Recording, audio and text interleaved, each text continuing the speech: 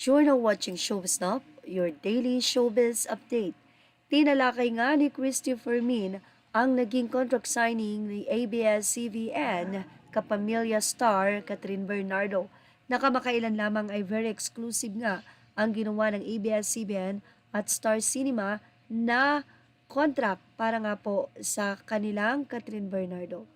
Ayon kay Catherine, nananatili siyang kapamilya at hindi niya iiwan ito. Sana sabi nga pong source di umano ni Christopher Min, ilan sa mga nakalagay sa kontrata ang binago ni Catherine Bernardo at doon ay pinabago niya ang pagkakaroon niya ng mga leading man o nakakasama sa mga proyekto.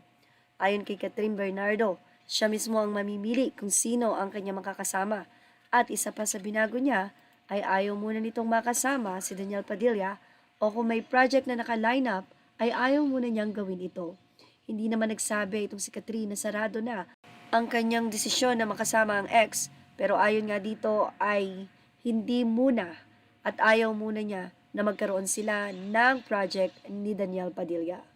Naniniwala naman ang kampo ni Christopher Min na kahit na nga humiling si Catherine ng ganito sa ABS-CBN, kinalaunan pag naghilom ng mga sugat ay sigurado na tatanggap muli ng project sila Catherine at Daniel at magsasama ulit sa isang pelikula or isang proyekto.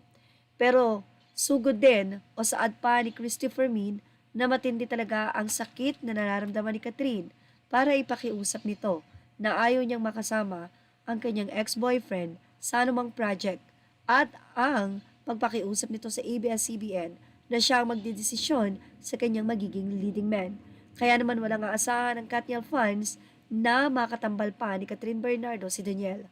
Kung kailan ito at hanggang kailan ay wala pong nakakaalam. Siyempre naniniwala pa rin si Christopher Min na ang fans nila pa rin ang kanilang iisipin kaya naman maaaring ito ay soon as possible.